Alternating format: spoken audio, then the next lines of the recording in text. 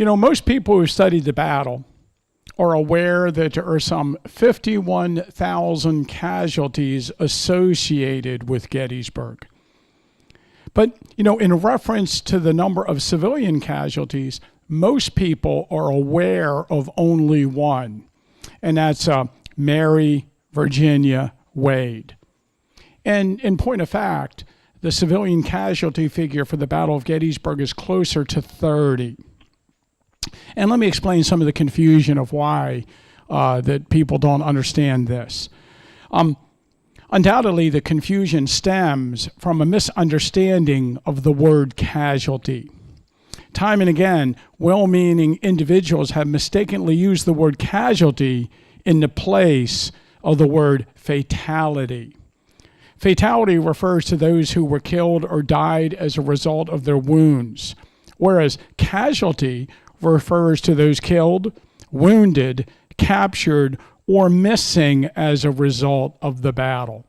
Those who were unable to report for duty the next day. Some people actually muddy the waters a little more by using the word losses. And it's almost inferred that the word lost means killed. But no, in the Gettysburg battlefield sense, the word loss means casualty, killed, wounded, captured, or missing. And while the total casualties for the battle is reported as 51,000 generally, the number of fatalities is actually closer to 7,000. And even if we add the missing who were presumed dead and those who later died of their wounds in hospitals around Gettysburg, Harrisburg, Philadelphia, and Baltimore, the number would still not exceed 10,000. So I guess my issue over the years has been, why do we continuously use the 51,000 figure for soldiers while at the same time we only use the fatality figure for civilians when we compare them? So again, it's apples to oranges. And, often this has been done to make the, when you look at the reasons why it historically been presented like this, oftentimes it's done to make the death of Jennie Wade more dramatic. While 51,000 men died at Gettysburg, only one, civilian female was killed during the battle, something like that. Other writers have minimized the casualty figure so as to make the Civil War soldier a more romantic and dramatic figure in our overall history. And many writers have purposely misinterpreted the words fatality and casualty so as, to make these comparisons more dramatic. For instance, if you ever watch the documentary, The Making of the Movie Gettysburg, which if you have the movie Gettysburg on DVD, it should be one of the featured selections in the menu. Martin Sheen narrates it, and they have this comment, and I really like the creativeness of the comment in there. Let me turn to the next one. Oh, there I gave a little thing. Okay, here it is. The combined losses for both sides at Gettysburg numbered over 50,000. That's close to the total number of deaths for the entire 9 years of the Vietnam War. Now, he didn't say anything that wasn't correct, but that's not what people hear from that statement. They hear more Americans died in the 3 days at Gettysburg than during the entire Vietnam War. And I personally have heard others make this statement hundreds of times on the battlefield. And of course, you're like, well, how can that be? Well, I overhear unlicensed battlefield guys on Little Round Top, or school teachers giving tours to their kids. And that's one of the most popular statements you ever hear on the battlefield. And of course, worse, it's one of the more popular stories amongst the ghost tour guys. You hear them say that all the time. Recently, I had a discussion with a few of them about this usage of the contradictory terms. And again, we're using the word fatality for Jennie Wade and or for the people who died at Gettysburg. We're turning the word casualty in fatality. It's very confusing a little bit, the way they do it. But I think on the ghost stories, it doesn't really matter because they're telling ghost stories anyway. But no matter how you break it down, the comparison between Vietnam and Gettysburg is horribly misleading and very inaccurate. American fatalities in Vietnam are listed at just over 58,000. And you probably know that we're counting all American soldiers who died while they were in the area of conflict. Like I had a great uncle that died on the plane. He had a heart attack on the plane. And, between Vietnam and wherever they were flying to, and he's counted on the wall. But fatalities are 58,000, which, again, no matter how you figure that's not 51,000. That's more than 51,000. So even if you're accepting all these numbers, it doesn't even work. But of course, as we previously discussed, the Gettysburg death total is less than 10,000. So for people to suggest that 58,000 is more than 10,000 is ridiculous. And you know what I think? It does a disservice to the Americans that served in Vietnam to make these ridiculous comparisons. And I just think people do it to just make the Civil War seem more bloodier than it is. And so a couple things about it I just wanted to mention. I'm going on and on about it, I know. When we count Gettysburg or Civil War battle as an American battle, and we compare them to other battles that Americans have been in, we are always counting the Southerners as Americans. Now, I'm not suggesting this is wrong or anything. What I'm suggesting is we don't do that in other battles. Like when we count the casualties for D-Day, we don't count the Germans. We don't count the Vietnamese when we're talking about the dead in the Vietnamese War or the Vietnam. So why are we comparing these things? And then let's see, do I have one more? I thought I had one more note on this. I thought I did. I guess I don't. Okay. You get the point, though. And next time that you hear someone say this, I want you to stop and interrupt them and correct them. That's my ultimate goal here that I think you should do. Okay.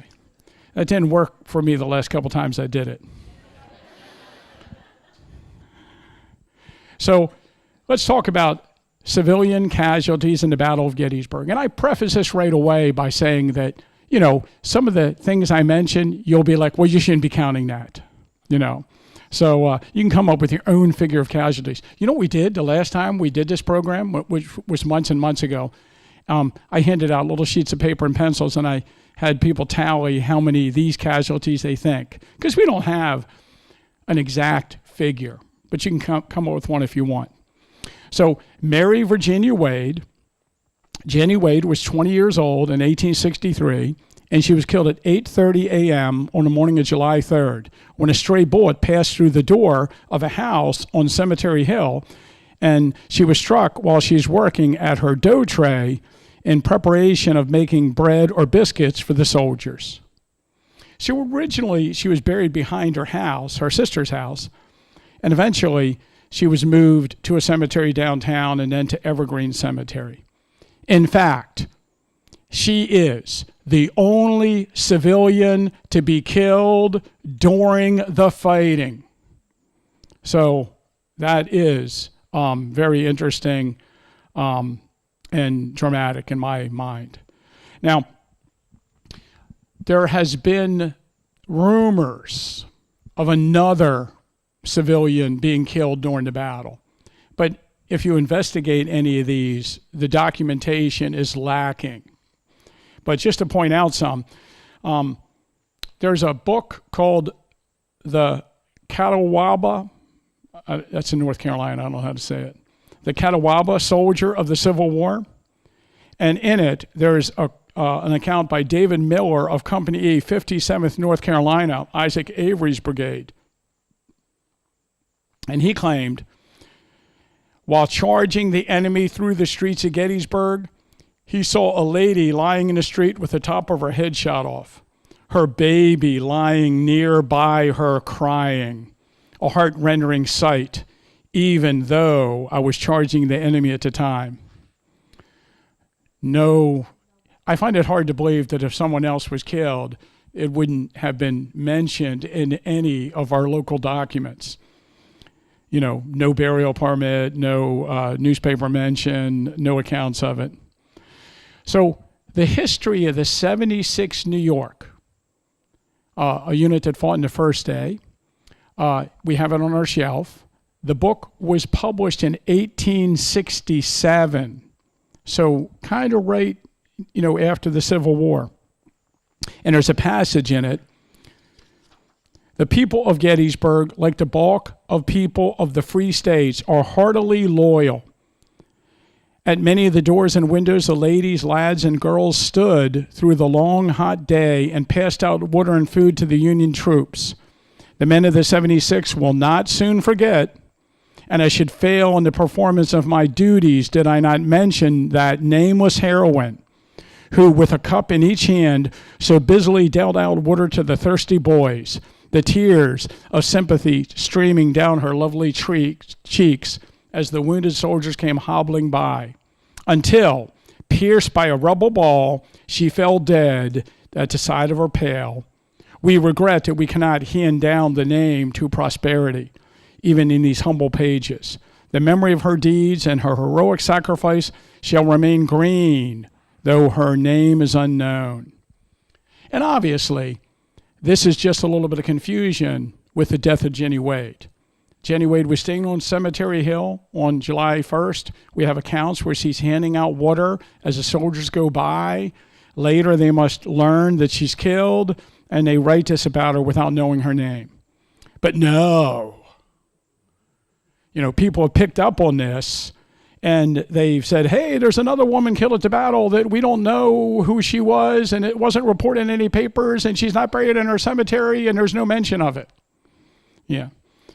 And in February 1984, at a monthly meeting of the Adams County Historical Society here, local school teacher and guide Colonel Jacob Sheeds presented a lecture on the role of women in the Battle of Gettysburg.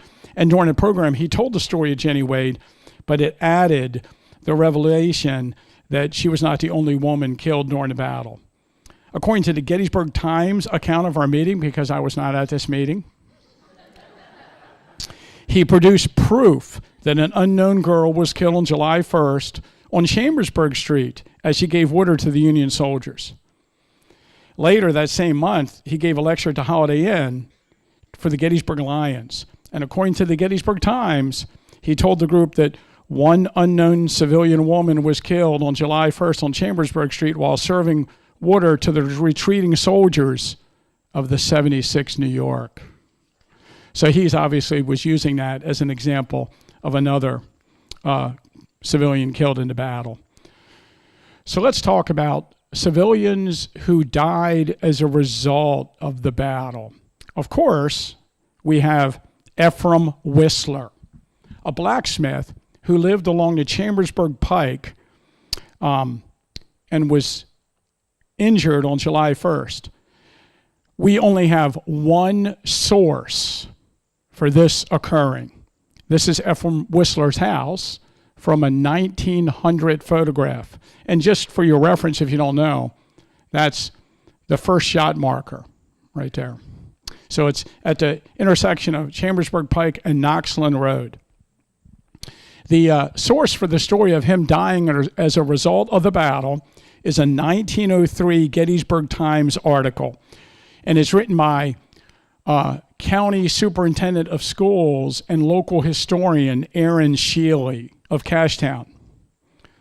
The first cannon shot of the Battle of Gettysburg was fired by the Confederates from a battery stationed on Lohr's Hill, several hundred yards west of Marsh Creek Bridge on the Chambersburg Pike.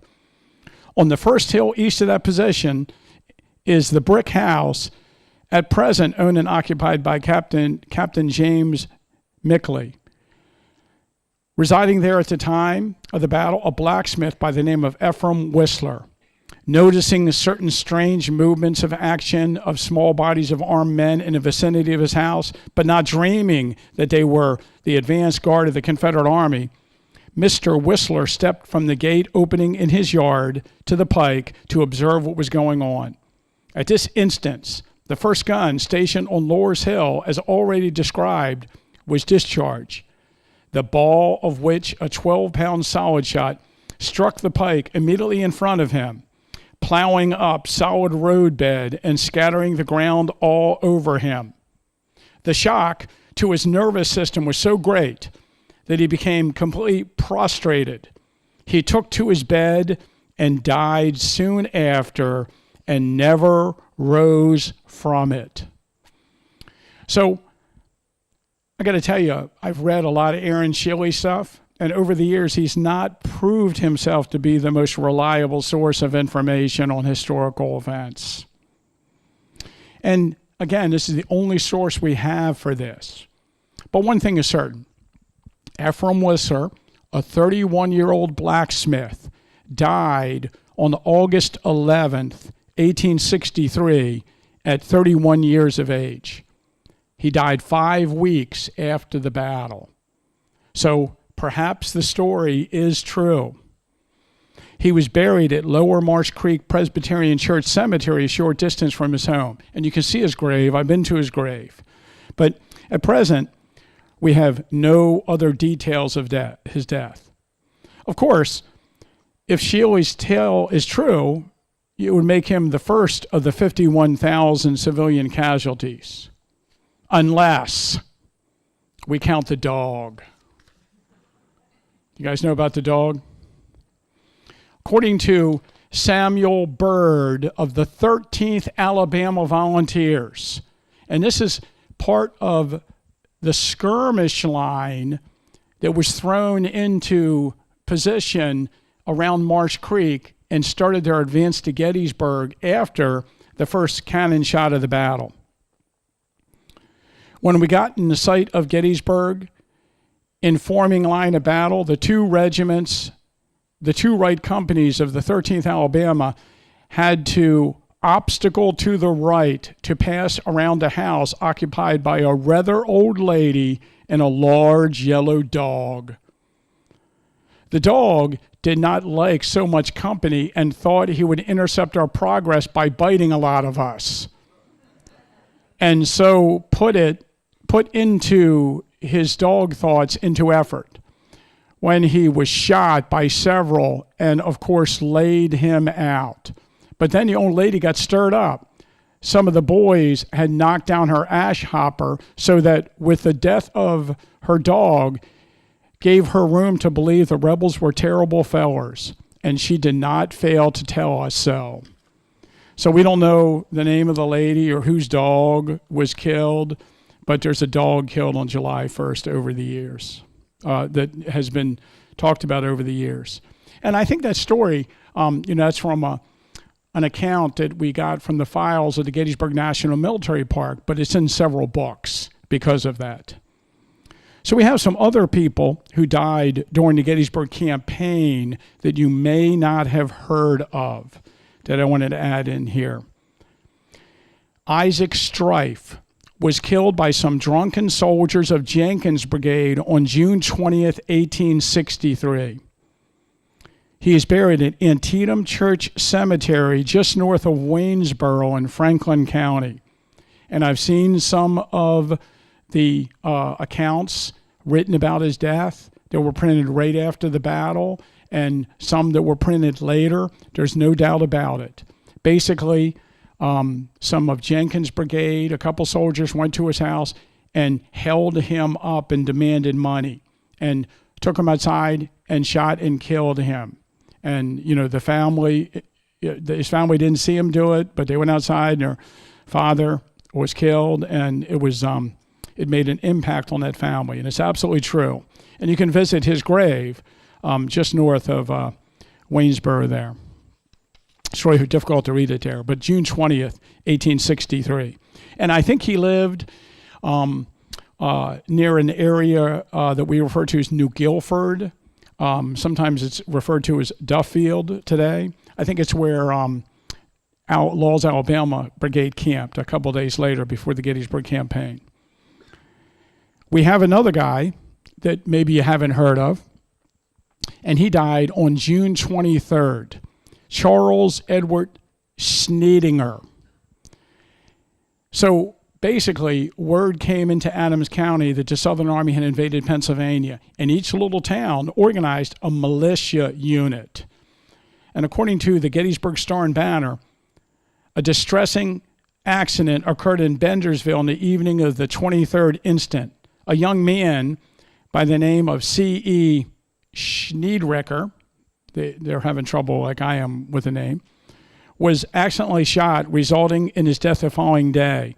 A militia unit had organized, and they were drilling to prepare for the Confederate invasion when one of the militiamen accidentally shot and killed this Charles Schneedinger.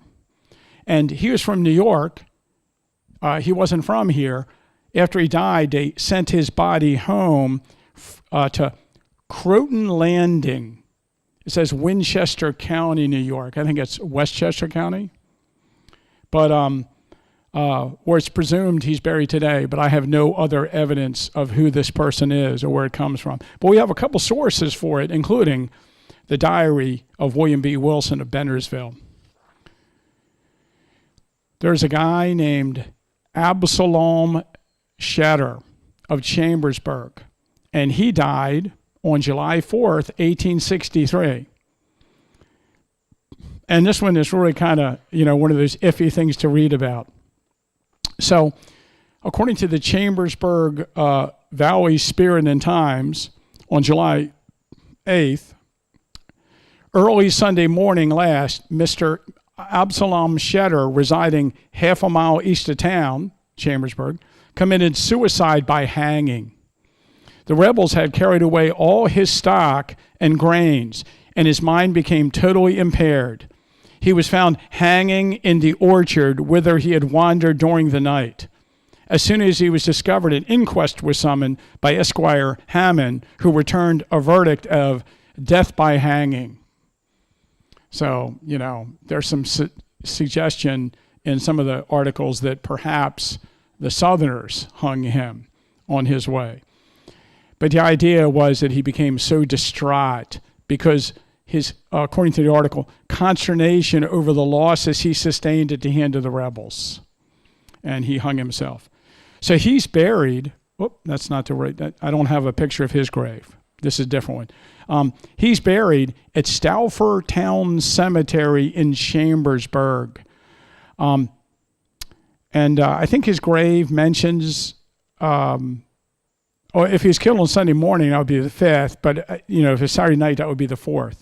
He was 30 years of age. So the cemetery he's buried in, if you want to go look for his grave, I've never been to his grave, but the cemetery is when you go across Route 30, just before you get to Route 81, there's a road that goes off to the left. I don't know what restaurant is there at the moment. And as you go around the corner, there's an old cemetery, and that's the Stauffer Town Cemetery. Interestingly enough, for the guides, his father is Abraham Shetter, who owns the woods where Lee had his headquarters for a time on June 28th, June 29th, if you know that sign near the Pizza Hut in Chambersburg. So it's near there.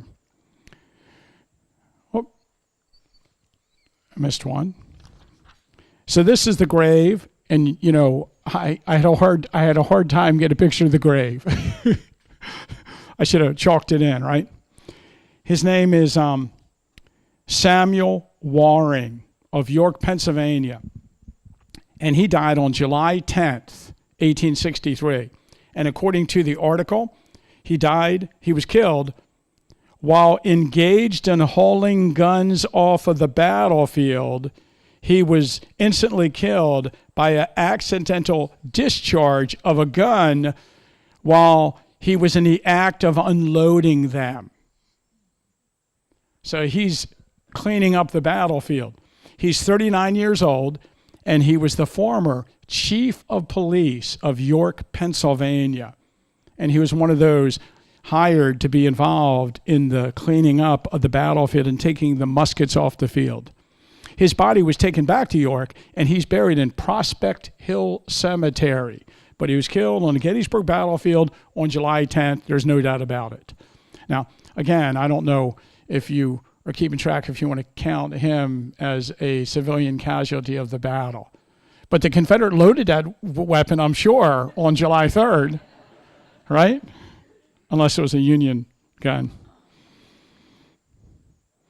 It took a while, to kill him, So here we have Edward McPherson Woods, and this tombstone is in the cemetery behind the old Methodist church on East Middle Street. And you probably know in that cemetery, the stones were all taken away, and then later, when they redid the GAR hall, they put the stones back out randomly. And this one made it back out into the cemetery. Basically, Edward McPherson Woods, the son of Alexander Woods, who I believe lived on the end of the second block of Chambersburg Street. He was killed on July 5th. And according to the account in the newspaper, he was shot accidentally by his brother while playing with a gun picked up off the battlefield. And he has a couple brothers, so we're not exactly sure which one shot him.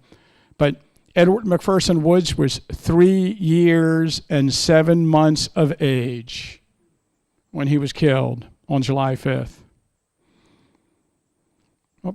So, a dangerous occupation for children of our town after the Battle of Gettysburg was gathering up artillery shells and selling them to visitors. But of course, no visitor wanted to buy a live shell. So the teenagers in our town and small boys got really good at, disarming the artillery shells, which can be a little dangerous. And I can imagine that right after the battle, if you pick up an explosive shell, you just unscrew the brass fuse out of the iron shell and empty it out.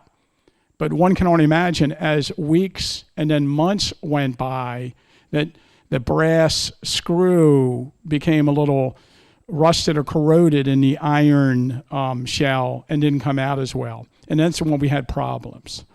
So James M. Culp was killed by the explosion of a shell near Evergreen Cemetery in September of 1863. And according to the account in the newspaper, a terrible accident occurred on Wednesday evening in the opening of a shell found on the battlefield, resulting in the death of James M. Culp, an interesting son of Mr. Daniel Culp of this place. The deceased had opened a number of shells without accident, but on the evening mentioned, while at work upon another near the cemetery grounds, the shell exploded, fearfully lacerating his hands and legs, and a piece entering his abdomen. Several persons in the vicinity had their attention attracted by the explosion and discovered the nature of the accident. The body was immediately carried to the residence of his afflicted parents on Baltimore Street. Death relieved the sufferer in about an hour. So Culp is buried in the family plot in Evergreen Cemetery, and he is first cousins of Wesley Culp that was killed in the fighting on Culp's Hill. Of course, we also have the death of Alan Frazier, a 15-year-old boy. I think he's 15. Here it says 13. But this is his burial permit from Evergreen Cemetery. And there's an article about it, and I have another version of it here. It's interesting, the version I have written down is not the same article that I have posted. But basically, there was a guy named Russell Briggs from Philadelphia. He had come to Gettysburg to recover his son's body and take it home. And his son was in the 72nd Pennsylvania, had died in the fighting at the Angle and Pickett's Charge. And while he was recovering the body, Abraham Lincoln, was giving the Gettysburg Address the same time. I don't know why he didn't just want his son buried in the cemetery, but he listened to the Gettysburg Address. The next day, Mr. Briggs was on the battlefield, and he found a shell. And according to the article, he undertook to unload it. He had the cap taken out and was striking the shell upon a stone to loosen the powder when the missile exploded with a loud report. Nearby was Alan Fraser, and he was living with the Powers family. So it was on the corner of Washington Street and West High Street. And Alan Fraser came around the corner into Solomon Powers' stone yard and saw Briggs banging the shell against the stone and yelled for him to stop. And the shell exploded. And according to this article and the one that I have down here a little more graphic, the shell basically blew out and ripped him in two, and he died in a few minutes. And then his remains the next day were buried in Evergreen Cemetery. And you might know that the Gettysburg Civil War Roundtable put a stone on Alan Fraser's grave just a few years ago.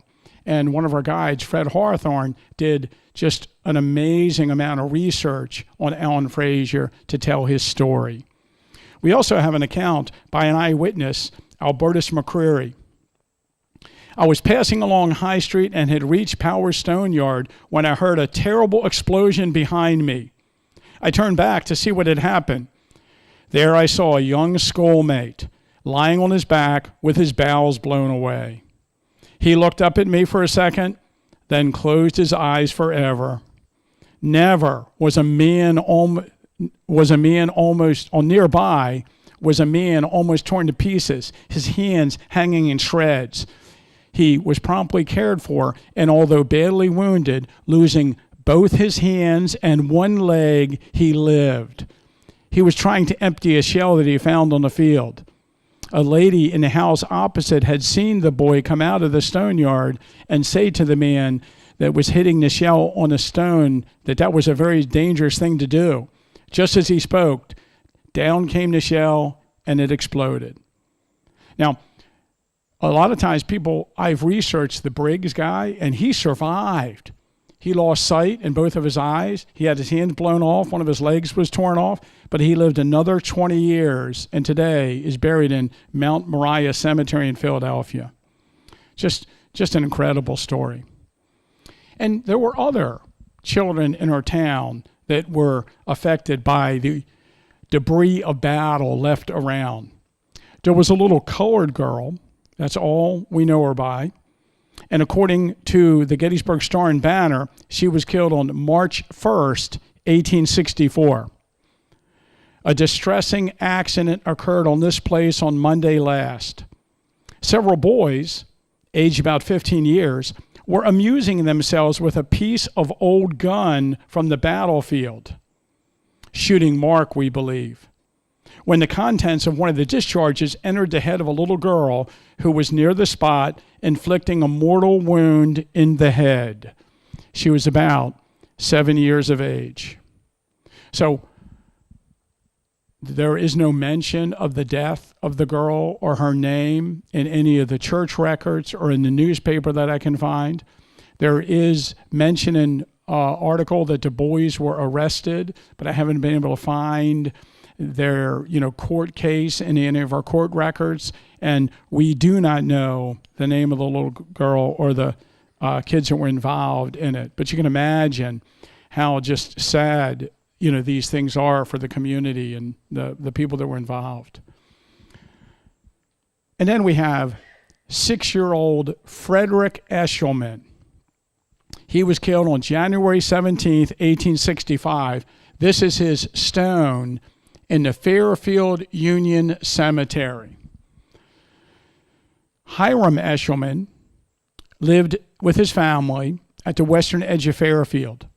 In September 1864, Hiram volunteered as a member of the of Company G 209th Pennsylvania Infantry, commanded by Charles F. Hinkle of Fairfield.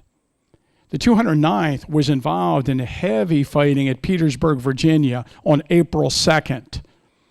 Eshelman had been discharged from service on May 31st, 1865. But while he was away from home in the Army, a tragic event occurred that seriously impacted, his family.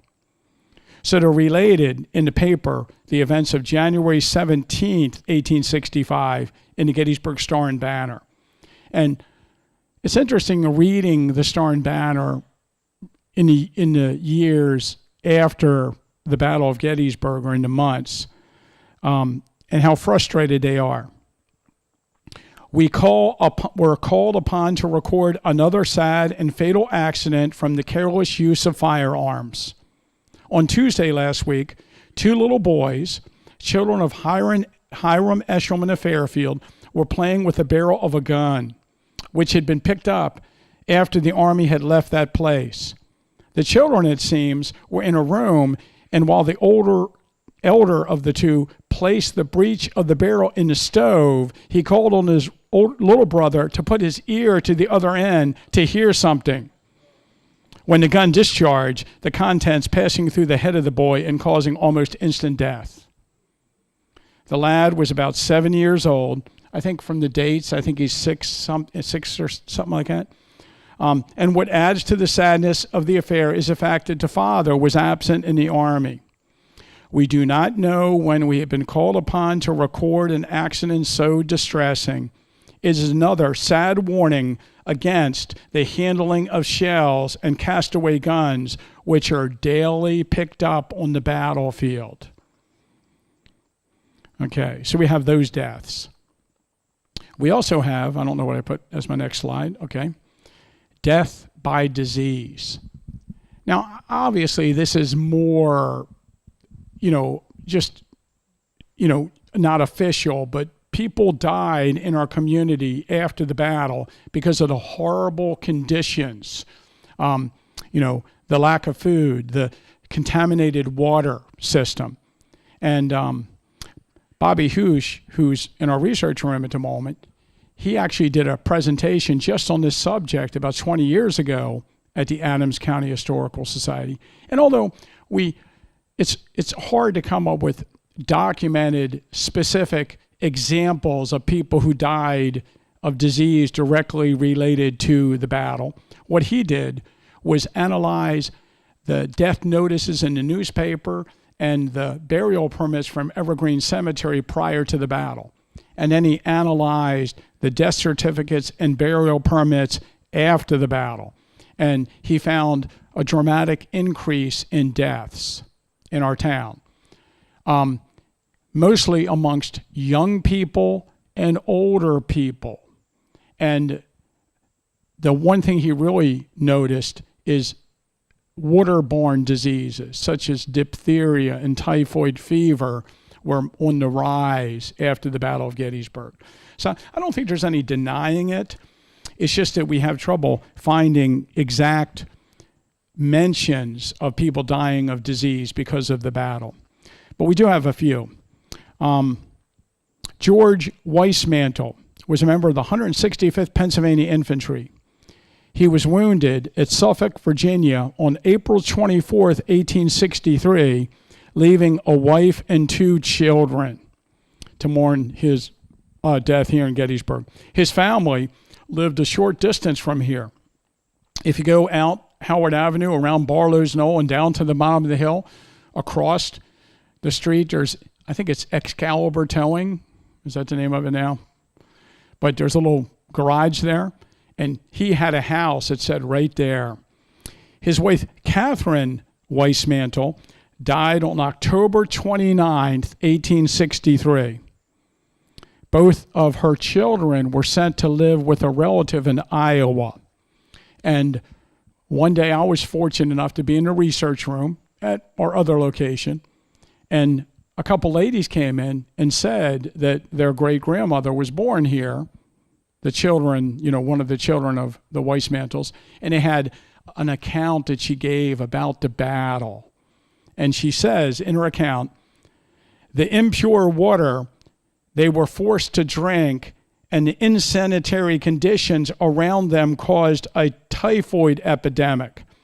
And their mother, Catherine Weissmantel, already weakened by grief and worry, contracted the disease and died about the time that Lincoln was giving the Gettysburg Address in the cemetery. So they're pretty close, the end of October and the middle of November. John Herbst, the farm near the McPherson Woods. Sometimes we refer to it as the Herbst Woodlot on the First Day's battlefield. His wife, Susan Herbst, died on September 2nd, 1863, and they say as a result of the contamination after the battle. According to Sally Myers in her diary, her neighbor Catherine Schillen, who lived on West High Street, died on January 3rd, 1864. And according to Sally, she died from the effects of working harder than she should have done following the battle. So these are the kind of references we have. And then here, this picture is Jennie Craig Warner, who lived in the second block of York Street on the north side. And she died on September 30th, 1863. So this is a photograph of her not too long before her death. And I don't have a specific account I could find of her dying of disease, but her husband, in a lecture he gave afterwards, I'm sure I saw him mention that she died as a direct result of the battle. One account we do have from her obituary, which was printed in the Chambersburg newspaper because she was born in Franklin County. In the midst of the terrible scenes of the Battle of Gettysburg, when the conflict raged through the streets and the shells shrieked like messengers of death over their dwelling, when all gathered in her household were filled with alarm, she always was composed and stood serene, with her faith resting on the promises of God. So we do have accounts of her being in the battle, or being in the town during the battle, and one of the people died of disease. So let's talk about wounded civilians. That's the ones who we know died, as a result. And again, I'm counting some people that died, like in Chambersburg, and I mentioned people dying after the battle, but wounded civilians during the fighting. Of course, we have John Lawrence Burns, who joined the Union Army in line of battle and was wounded several times in the fighting west of town on the afternoon of July 1st. I wonder why he's never counted as a casualty when they talk about Jennie Wade. He was shot in the fighting. Maybe we're not counting him as a civilian. And then you might know there's a guy named Charles Weekly, who's from Emmitsburg. And so on June 29th and June 30th, the Union Army was camped near Emmitsburg. And on June 29th, the 12th Massachusetts would have been camped right in Emmitsburg. On June 30th, they only marched like 3 or 4 miles and just moved to the north side of Emmitsburg. But at some point, a young boy, let's see, I forget, I have his age somewhere. A young man came into the ranks of the Company A 12th Massachusetts Infantry. He actually marched with the unit to Gettysburg. Now, they claim, members of the 12th, that they mustered him into service, on the march, and that he was an official member of the company at the Battle of Gettysburg. I highly doubt that this is the case. His name doesn't appear on the muster rolls of the regiment. There's got to be some kind of official process you must go through to muster a soldier into service, and certainly didn't follow that procedure. So anyway, he ended up being wounded in the fighting on July 1st, and he survived the battle. He later enlisted in Company G of the 13th Pennsylvania Cavalry, and he ended up dying in camp of disease near Petersburg, Virginia on November 23rd, 1864. I pulled his pension record to look for information about his, service on July 1st. So I think you don't hear as much about him simply because he died in 1864. Let's see what's the next one. Oh, okay, there's some more wounded civilians. Charles Grist was a 31-year-old resident of York Springs. On June 30th, a courier arrived in York Springs with dispatches from Governor Curtin and Darius Couch in Harrisburg looking for General Meade. The courier, when he reached York Springs, decided that it wasn't really safe for him to cross through the Confederate lines of battle to get to Gettysburg.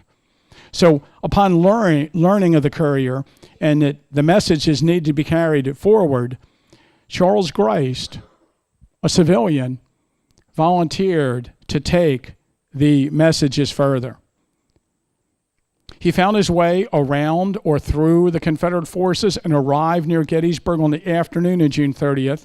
He came upon the colonel of the 17th Pennsylvania Cavalry. Is it Colonel Kellogg, I believe? He does have a pension record, and that's how we know some of this information. And of course, that makes sense because they were positioned on the Harrisburg Road north of town. He was brought to General Beaufort and gave the couriers, messages. And then he stayed with the division that night. And the next morning on July 1st, while carrying a dispatch to the 17th Pennsylvania Cavalry, his horse was shot from under him and fell on him and injured his leg.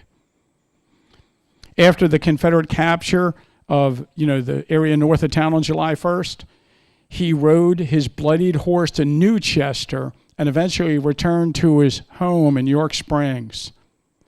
Grist's horse, Lou, survived the war and was still alive in 1888. Yeah, and attended the ceremony surrounding the 25th anniversary of the battle and had his picture taken here. I should have tried to find a picture. In 1890, Charles Grist was awarded a government pension for his services. So a wounded civilian you never hear about. Of course, some people draw the line. Oh, he wasn't really wounded. He was injured. His horse fell on him. He wasn't shot. I don't know. When people don't want to count something as a casualty, they really stretch it. How about this one? Lizzie Waltz was wounded in the fighting at Hanover on June 30th, 1863. Have you heard of that? A woman wounded in the streets of Hanover? In 1899, her name was placed on the pension rolls. According to the account, quote, she was wounded on the first day of the Battle of Gettysburg during a skirmish near Hanover, Pennsylvania, while given food and administering the wants of the Union soldiers. But it's a little complicated because Lizzie Waltz, her husband had been in service and had died, and she was already collecting a widow's pension on her husband's death. And so they just kind of added on the fact that she also was being compensated for the fact that she was wounded in the Battle of Hanover. So here on the left is Amos Whetstone, a Lutheran Theological Seminary student who was boarding with the Weichert family on Chambersburg Street at the time of the battle. Whetstone was wounded in the skirmishing on July 4th, 1863. So a lot of people don't realize the Southern Army retreated out of the town on July 4th. But on July 4th, they still maintain a line of battle along Seminary Ridge and here across the northern portion of town.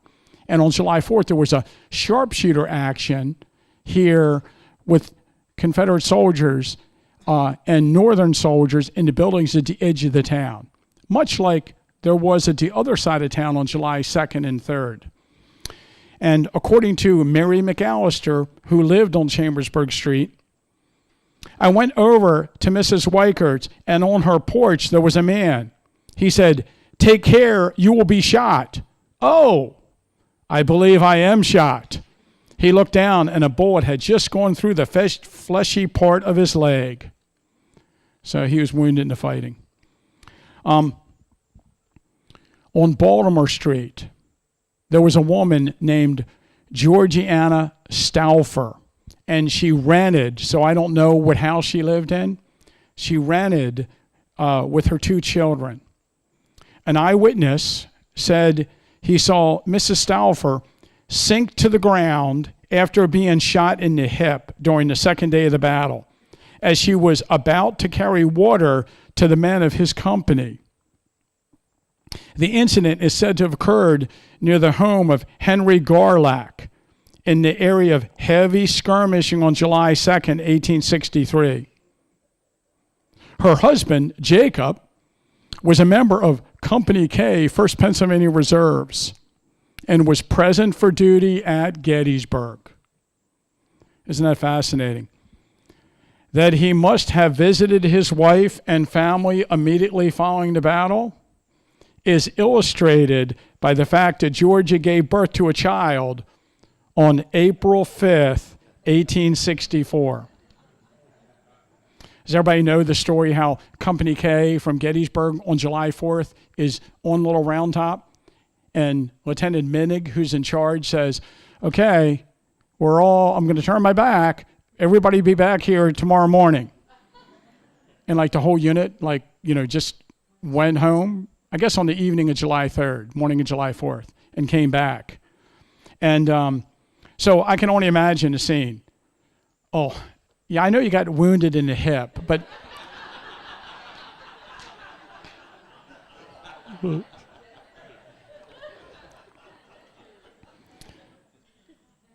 so, the story is very complicated, but the ending of the story is not so nice. So Jacob returned to his unit. He was captured in November of 1863 during the Mine Run campaign, and he died in Andersonville prison on February 1st, 1865, and never got to see his child.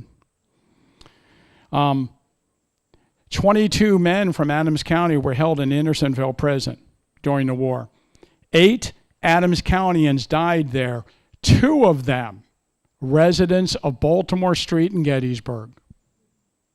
And of course, who's the other one from Baltimore Street that died in Andersonville? George Washington Shriver, yes. Okay. So here on the right of the image, is that right? Is that who that is? Oh, no.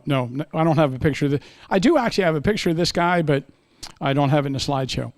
Robert F. McElhenney operated a dry goods store out of the Wills House at the time of the battle. And according to the list of wounded civilians given by the Philadelphia Evening Bulletin, published on July 9th, he was wounded in the leg and is now recovering. Jacob Gilbert of Chambersburg Street was also wounded in a skirmishing at the edge of the town on July 4th.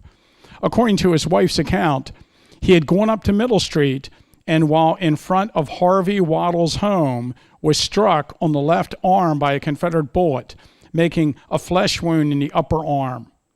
He went by way of alleys and yards to Dr. Horner's and had the wound attended to. Gilbert was one of the residents of the Warren block on Chambersburg Street. He and his family would have been in a cellar with the 20 other people that were in there, including Sarah Broadhead, when the artillery shell hit that building. Oh, I didn't put it in here, but did you see that house was just for sale? Yeah. I think it's, off the top of my head, 221 Chambersburg Street. The front of it is not even the Civil War building. It's only the back part. Anybody want to guess how much it's under contract. It's not sold yet. $385,000. Okay. Let's see. So Gilbert was also he enlisted in the Iron Brigade Band after the battle and served in the Iron Brigade Band throughout much of the rest of the war. So you might know that after the Battle of Gettysburg, the Iron Brigade Band stayed in Gettysburg. One of the members of that band married a local girl, one of the Her girls on West Middle Street. But they were, I guess, playing in hospitals and, helping with the wounded soldiers. And this local, Jacob Gilbert, ended up joining their band. So Frederick Lehman was a student of Gettysburg College. And like John Burns, he's said to have journeyed onto the field and to actually have participated in the battle. He was captured in the fighting on July 1st, but released.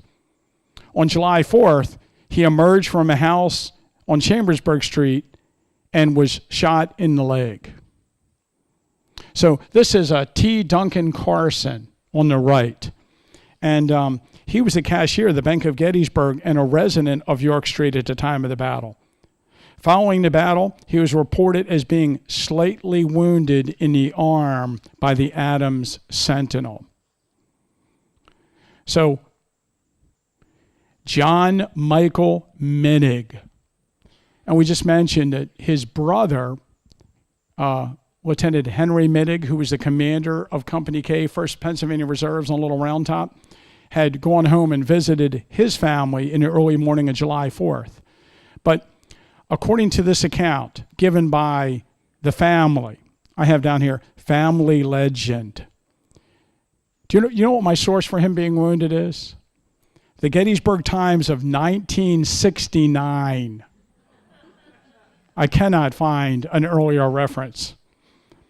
But anyway, according to the story, as soon as Henry Minnig's father learned of the unit's arrival near Gettysburg, they sent their son, John Michael Minnig, this guy, to take food to them. Confederates fired on the youth near Little Round Top, and a bullet hit a rock near him. A piece of the rock struck him in the eye, and he fell to the ground. Captain Minnig, seeing a man fall, sent some of the members of Company K to rescue him.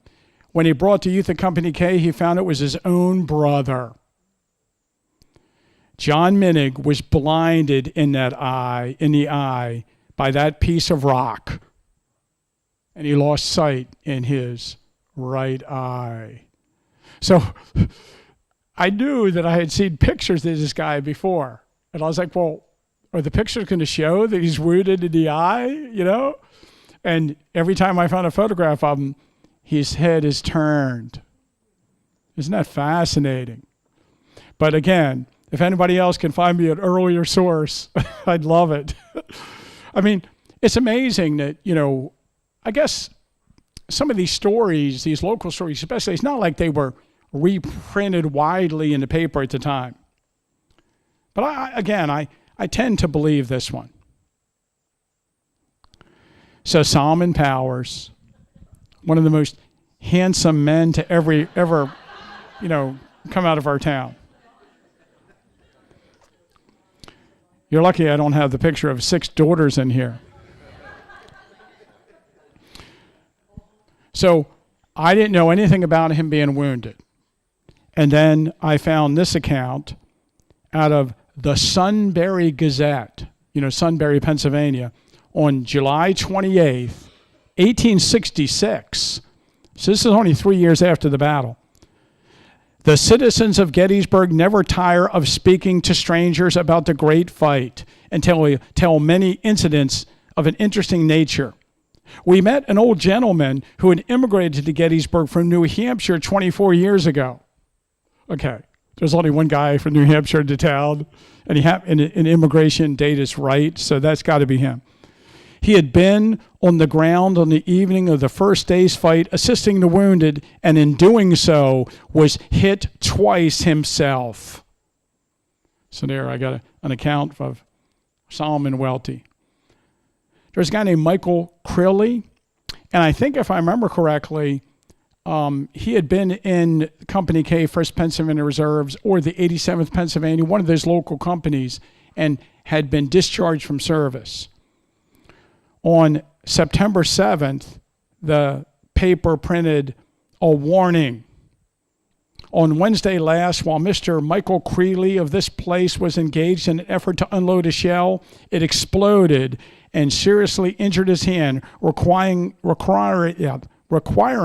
the amputation of 3 fingers. And then we also have a wounded civilian Mr. Adam Tawney Jr. He lived in Fairfield.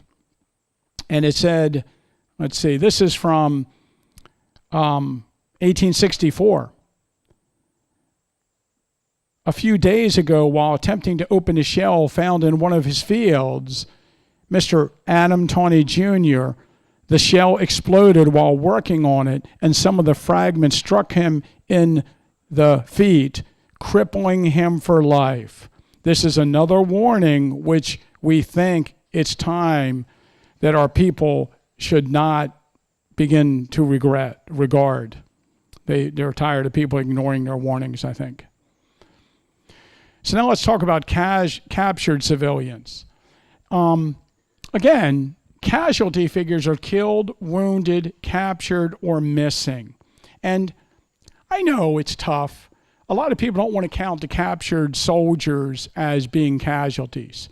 This is especially prevalent when you read the accounts of the soldiers in the 1st Army Corps who fought west of town, when they're making fun of the Germans who fought north of the town with the large amounts of men captured during the retreat. And I guess, just looking, observing it, all my life, I tend to think that people want to assign some kind of cowardliness to soldiers that surrender. You should fight until death, don't you think? Why allow yourself to be captured? And so, there's all kinds of silliness about this. Of course, forget about the fact that the men in the 1st Army Corps had more men captured in some of their units than the 11th Army Corps. But, they just want to cast aspersions on those captured. There's a tendency to not take it as serious. But there's captured civilians as well as captured soldiers in the Battle of Gettysburg. I should mention that at least 7 Adams County citizens were taken prisoner in Jebb's Store Trade in 1862. Most of them civilians that had some kind of association with a government appointment, such as postmasters. And in Franklin County, there were a whole bunch of prisoners taken, and these prisoners were taken to prison in the South and held. And I could do a whole thing on that, but I won't talk about that too much. Just a mention of it. And there are a bunch of prisoners taken south during the Gettysburg campaign. During the entire time the Southern Army was in Pennsylvania, the entire black population lived in fear of being captured and taken. And we have multiple examples of this. The Franklin Repository out of Chambersburg wrote on July 8th, quite a number of Negroes, free and slave, men, women, and children were captured by General Albert Jenkins' brigade and started south to be sold into bondage. Some of these men were bound with ropes, and the children were mounted in front or behind the rebels on their horses. The Daily Evening Express out of Lancaster reported on June 20th, before the battle, quote, "They took all the horses they could get, and all the Negroes, they say about 100, were tied and driven away into rebeldom." In the diary entry for June 18th, 1863 by William Heiser of Franklin County, he estimated 250 colored people were taken into bondage. An article in the Daily Evening Express of Lancaster, written by a correspondent in Chambersburg on June 17th, says, "Before leaving, our visitors went to that part of town occupied by the colored population and kidnapped all they could find, from the child in the cradle up to the men and women of 50 years of age. They tied them by ropes around their wrists and, pistols in hand, drove them through the streets, firing at them to make them hurry." And there's a great account that when a wagon of these captured civilians is being brought through Greencastle, the citizens of Greencastle go out, overwhelm the guard, and set the people free in the wagon. And then the Confederates, threatened to burn Greencastle to the ground. So The issue with this is we don't have a single name of a person that was kidnapped. And the other issue is when word gets out that this kidnapping is taking place, the entire black population of south central Pennsylvania flees northward to the Susquehanna River. And some of them never come back. We do not have a figure of how many people were successfully taken south during Albert Jenkins' early part of the Gettysburg campaign, or what happened to them when they were taken. But it did happen, and dozens, perhaps 100, maybe more, were actually taken prisoner and apparently somehow redistributed to people who had lost slaves. It's interesting. It's an interesting topic of research, and there's like 3 articles written about it that are really good. One by I can't even think of his name at the moment. The Alexander, the historian, Ted Alexander, the historian at Antietam in Franklin County historian. Good stuff. But, how do we qualify that? How do we put a number in it for our casualty total? Of course, again, it's not the Battle of Gettysburg. It's the Gettysburg campaign. But we do have captured civilians from Gettysburg. George Kaddouri. Kaddouri lived on Middle Street, where he had a butcher shop with his son. And according to the best account we have of it, he was on a visit to Emmitsburg, Maryland, and on July 2nd was trying to find his way home. We know the Kaddouris had an interest in Mount St. Mary's, and there's accounts of the Kaddouris being involved with the wounded soldiers there afterwards. Whoa, what happened there? While he was on his way home on July 2nd, he passed unexpectedly within the Confederate lines. Suspecting him of being a spy, he was arrested and taken south. He spent 20 months in Libby Prison and in Castle Thunder. Released from captivity in March 1865, he contracted pneumonia on his journey home. He arrived back in Gettysburg and died a week after he returned. And he's buried in the Catholic cemetery here in Gettysburg. And this is actually a newer stone put there by the Kaddouri family to honor him. And he's mentioned in the Castle Thunder records.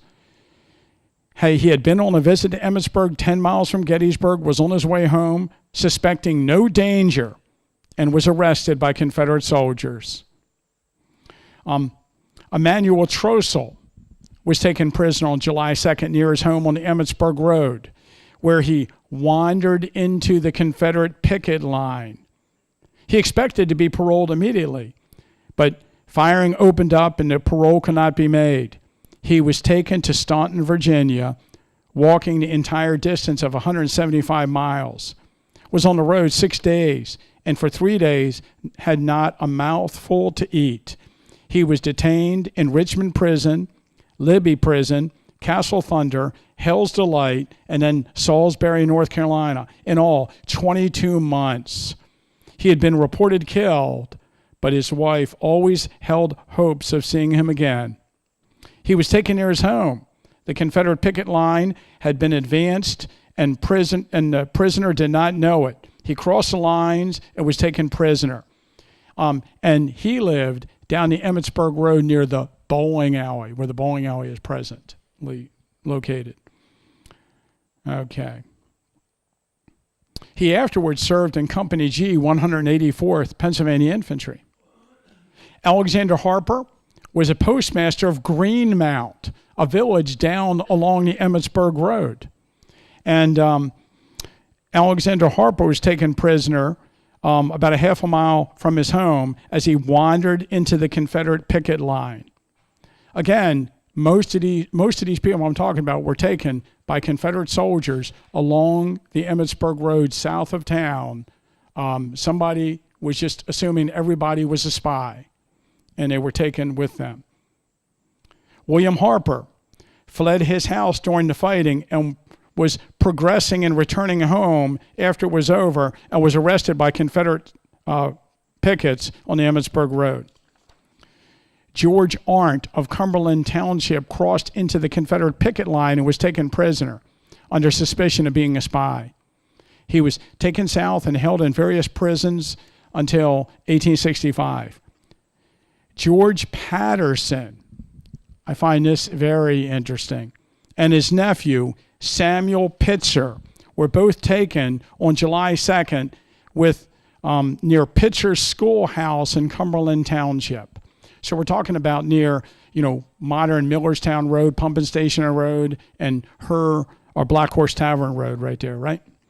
And they both say that they were, George Patterson said he was going along the public road for his sister, intending to remove her to a place of safety, and was taken by the rebels.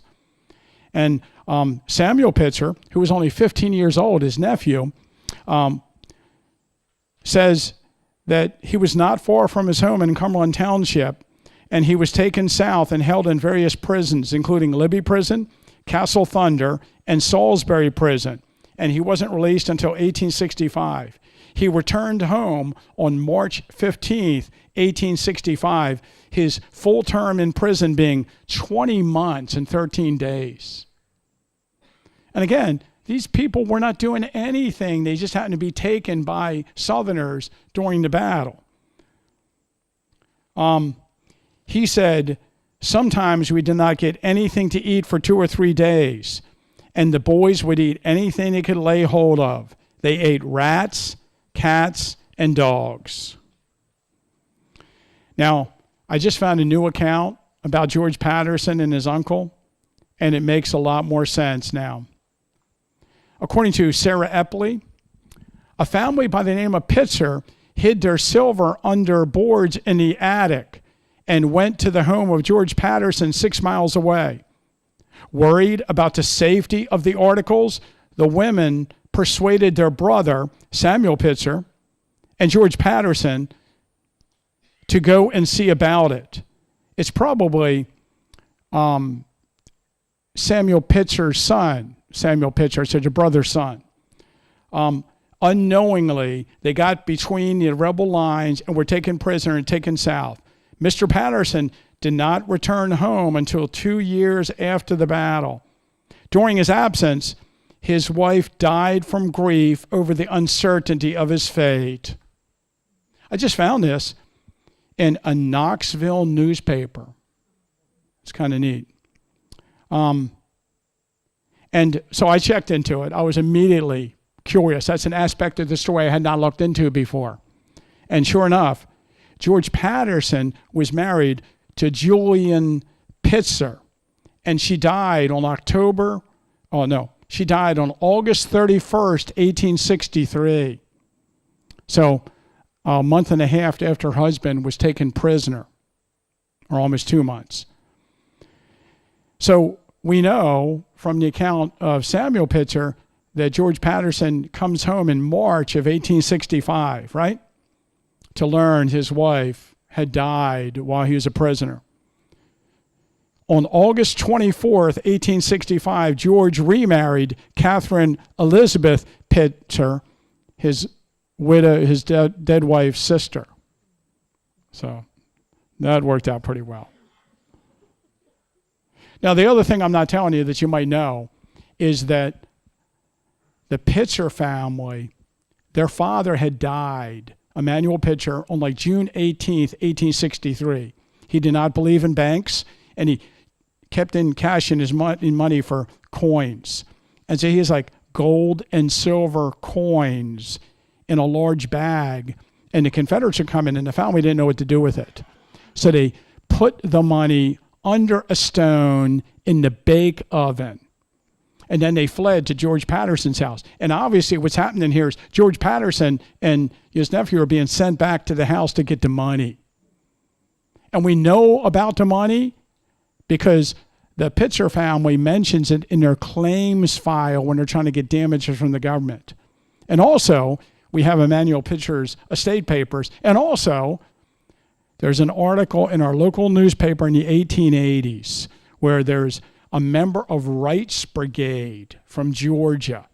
And this guy was a carved stones, tombstones, and he had been in a battle, and his best friend died on July 2nd.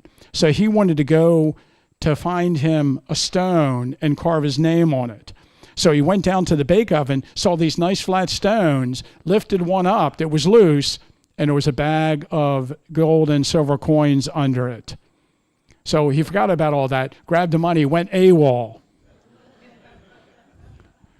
Now, the story is told by a friend of his, and his name is not divulged who it is in Wright's Brigade that actually took the money. But just fascinating story. And there's all these details that fit together. And who knows if George and Samuel were taken prisoner because they were complaining about the fact that the Confederates stole their money. And that's the real story. Okay. Cornelius Houghton of Mountjoy Township was taken prisoner by Confederate vedettes during the fighting in East Cavalry Field, suspected of being a spy.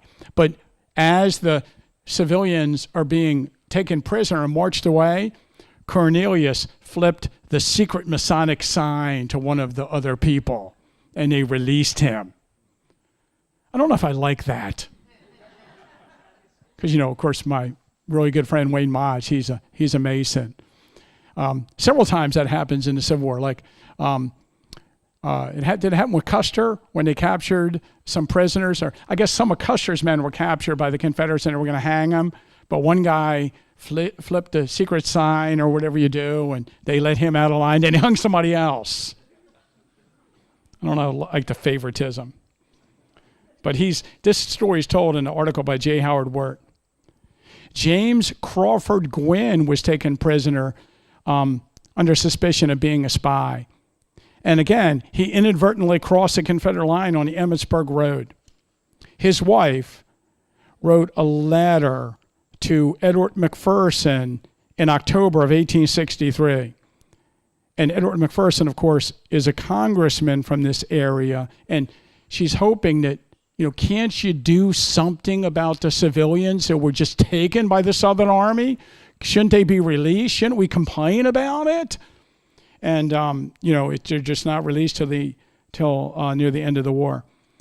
She says, "It is almost 4 months since Crawford was taken off by the rebels, and I see nothing of an exchange in the papers. Is there anything that can be done to have them released? Or can you do anything for them? It seems very hard that they must be kept, for there is no crime." And she goes on and on and on about it, how it's horrible. And,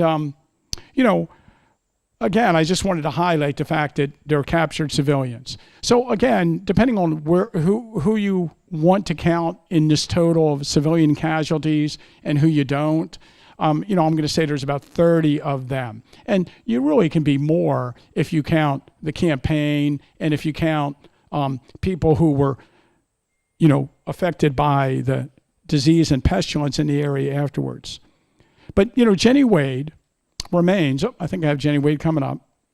I just wanted to mention here that it's amazing that more people were not killed in the town during the battle, especially during the artillery bombardment. And since we're just talking about it, the house that just recently was on the market sold for $385,000. It's right there. And this is where Sarah Broadhead lived, and their family's hiding in that basement. But there's a new front addition put on the house around 1912, I think I dated it. But there's an artillery shell sticking out of the rear part of the house, and now it sticks out of the front part of the house. And